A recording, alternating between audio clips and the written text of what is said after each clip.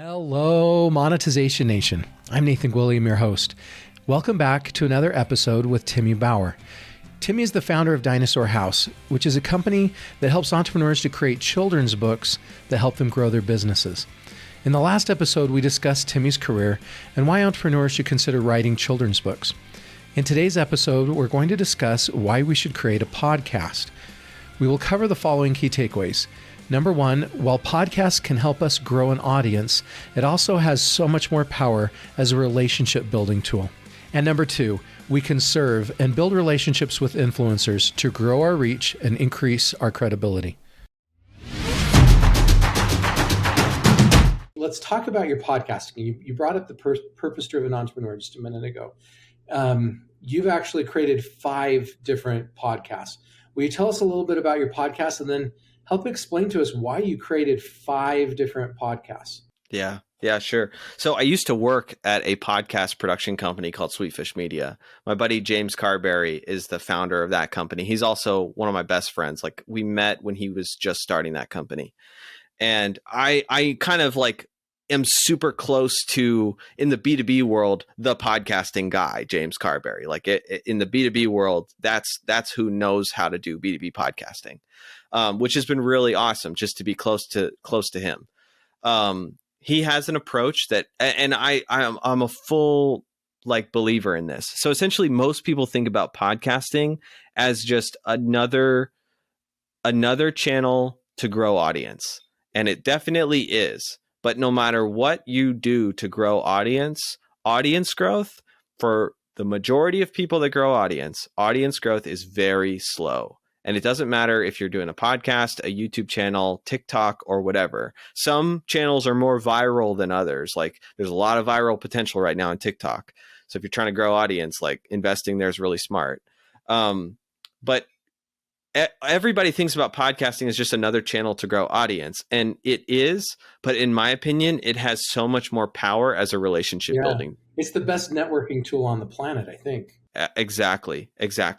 So James wrote a book called Content-Based Networking.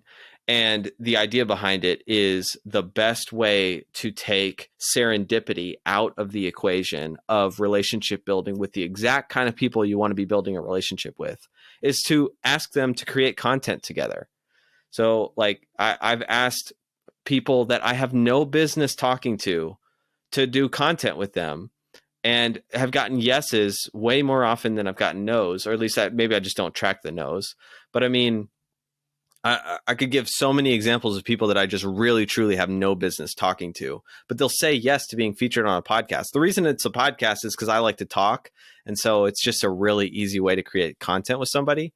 But it could work with a blog. It could work with doing video content together on different social platforms. There's a lot of different applications of the idea behind content-based networking. The easiest and most accessible is a podcast.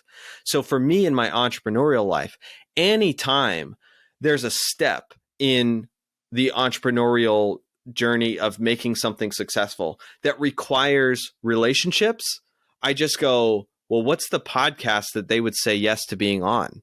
Okay. And then I just create that podcast. So like when I was a kids book author, it was really important that I got to know the event planners of Literacy Association events and the people that would let me come and speak at their school. Like those were 2 categories of people that was very powerful for me to build relationships with them, because building relationships with them meant opportunities to come and speak. And so I made a podcast called The Literacy Advocate that, like, you ask a literacy event coordinator, hey, would you like to be a guest on my show, The Literacy Advocate? They're going to say yes, because you're essentially calling them a literacy advocate. So I made a show that's not branded about me at all. It's branded about what would you like to be known as? And then I asked that person to be a guest on the show. We record some awesome content together. Unfortunately, because I'm not super focused on audience growth, not a lot of people listen to that content. But it gives me some really good foundational stuff to start building a relationship off of. And I've spoken at so many things that I would have never been able to speak at because I use the podcast to build relationships with the people that have the keys to those stages. And I've done that in so with Purpose Driven Entrepreneur, My customers are purpose-driven entrepreneurs. Also, the people that can answer questions, because they're my customers, they're also the people that can answer questions whenever I'm trying to develop a product. So right now I'm trying to develop a product that just helps people market the book they've already made. So, I talked to a lot of people and pitched the idea of doing a kid's book companion to their business book. Well, they just spent tens of thousands of dollars making their book for adults. So they're kind of weary on the idea of spending thousands of dollars on making another book. So my yes rate for like customers, for like podcast guests that have turned into customers is pretty high. Right now, I think it's like 1 in 7. But still, for the other folks, the typical reason for no is they just invested a bunch of money making a book. They're not going to do that right now again. They need to market the book they've just made. So purpose-driven entrepreneur has been really great just as from a product development standpoint. Like, okay, what would it look like for the existing team of Dinosaur House to just help you market your existing book? That doesn't work from the standpoint of like, people say that you should stick to like just do one thing really well. So I don't know that there's plenty of entrepreneurs that would tell me that it's a bad idea for me to try to launch this other product. But I know it's going to be so easy to sell because I've had 125 conversations with my ICP. So I'm getting away from the question. It's also important for me to know writers because they're the people that I hire. So I started a show called Writing Better, where I just interview writers.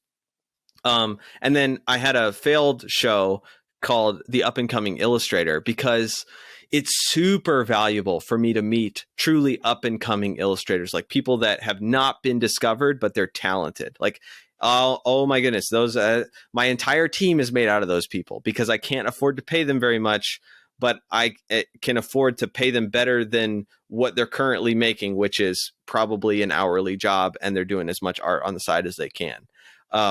And so I started a show called Up and Coming Illustrator. The problem was illustrators, generally speaking, these illustrators, the ones that I hire, typically English is not their first language and they're fairly introverted. So I got a lot of no's on this podcast. Otherwise, it would have been a killer way of meeting the people that I'm trying to hire. I love it. So you basically find the target audiences of people that you're trying to establish and nurture relationships with, and you create podcasts around those. And I want the podcast to be branded after them, both from if you're a writer, you want to be a guest on Writing Better, and you also want to listen to Writing Better because Writing Better is full of other writers sharing. Like the key question on the Writing Better podcast was, one of the key questions was like, what's a framework that you have either discovered or developed that has completely changed the way that you write? And so I've got one. Most writers that you talk to that do a lot of writing, they have an answer to that question. And it's very helpful as a writer to hear that kind of advice. But also, if you're a writer, you'd love to be a guest on that show and share that kind of advice. So, so it's stuff like that. Figuring out like what are the questions that make this a valuable show, so that it's not just a bait and switch attempt at building relationships. So a little bit earlier, we talked about tectonic shifts, and you shared what you felt was one of your top tectonic shifts today. Do you want to say anything else about that? Yeah. Well, it's content-based networking, and I didn't come up with it. My buddy James came up with it when he started a podcast for church planters and found out that every single church planter ever that he asked to be a guest on the show said yes. And he was like, oh, people just say yes to being a guest on a podcast. Like you do cold email outreach, you're going to get like a 5% response rate if you're lucky, but he got an 80% response rate on his outreach to be a guest on the podcast. So he just discovered like this is a very easy way to build relationships, or not. It's not an easy way to build relationships. That's actually the wrong way to say it. It's a very easy way to start a relationship that you could then build. It takes a lot to build a relationship, and I actually am not that good at it. Building relationships is very hard, but this is a very easy into starting a relationship with the types of people that you want to know. We talked about tectonic shifts earlier, and one of the biggest tectonic shifts that I've seen is credibility marketing, and I'm working on a book on this topic. Are there any examples or stories or secrets about credibility marketing that you could share with us?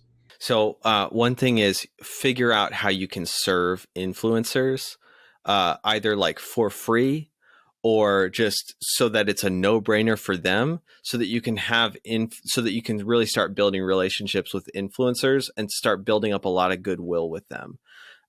So there's an influencer named Melissa Hughes who has 200,000.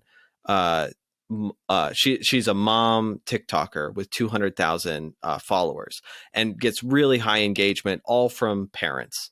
And I hit her up randomly on TikTok, and I was like, she posted this post that went viral, and the script of it sounded like it would make a great kids book. So I just hit her up and I was like, hey, would you like to become a kids book author?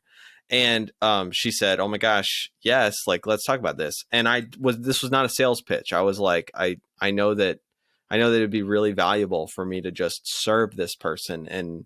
And like, I told her, I was like, I don't know exactly what I'm trying to get out of this, other than you're a fellow Christian who has massive influence. I want to have massive influence, and I don't know how to get it. And I want Dinosaur House books to be all over the place. Like I want Dinosaur House books in homes.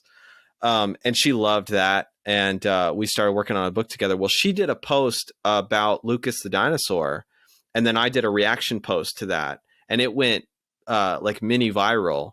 It got like 90,000 views, sold 400 books in like 4 days, and jumped Lucas to #1 bestseller on Amazon. And that was all because of her. Like I can't take any credit for that. So, but I could certainly try to repeat that. Like I can definitely start just going every influencer that I have bandwidth to serve, try to serve them in such a way where the payoff for me is just in like intangible. They're going to have really positive things to say about Dinosaur House, and I'm going to ask them to say them because they've got massive influence. So yeah, so that's one plan for me about how I plan to do credibility marketing, is to serve the people that have reach and influence. Yeah, exactly. Serve them, and really truly, like, if I come up with a way where Dinosaur House will make money off of books that I produce for influencers, it'll be some sort of rev share that's like really sweet for them and just gives small kickbacks to us. But I'm almost hesitant to even do that because I've just found that when there aren't terms on it, it's been better. When I'm truly like making friends with someone that has hundreds of thousands of followers, and they can really just see my heart is like to serve them, they will come up with their own ideas for what they would like to do for me. I love that. That's a great analogy for lots of business relationships and lots of relationships in our life. It was we should be giving every day to the people we want to build relationships with no expectation of anything in return. And that's probably the recipe for building true relationships that matter. It's not a contract that says, I do this for you, you do this for me, but it's giving without it, not even without asking for anything in return, but it's giving without even expecting anything in return. And then step back and see what happens. And I think we, in most cases, receive, or in many cases, receive much more in return than we would ever even contract. And so I can't even take credit for that either, because I think also, like, and then here I'm just like speaking as a believer to fellow Christians. So like, I think it can be difficult to go, well, when do I give and when do I ask? And, when do I try to make a sale versus when do I try to just do something that will pay off in some way that I'm not going to try to anticipate. And for me, I just try to listen to the Holy Spirit. So when I was scrolling TikTok one day, I felt the Holy Spirit telling me to just ask this girl, would you like to become a kids book author, and offer it to her for free? And so I just went with it because that's what I felt like the Holy Spirit was moving me to do. So yeah, super impractical advice to anyone that's not a Christian. If you're a Christian and an entrepreneur, my advice is really invite the Holy Spirit to speak into the decisions that you make. Thank you so much, Timmy, for sharing your stories and insights with us today. To learn more about or connect with Timmy, you can find him on LinkedIn, you can find his books on Amazon, or you can check out his podcasts. And there's links to each of these websites on the blog post for this episode on our website. You can also get a free copy of my ebook about passion marketing and learn how you can become a top priority of your ideal customers at passionmarketing.com. Thank you so much for joining me for this episode, and I wish you success in building your podcast. Do you want to become a better digital monetizer? To receive great monetization stories and secrets, please go to monetizationnation.com and join free. And if you liked today's episode, please subscribe to the show and share it.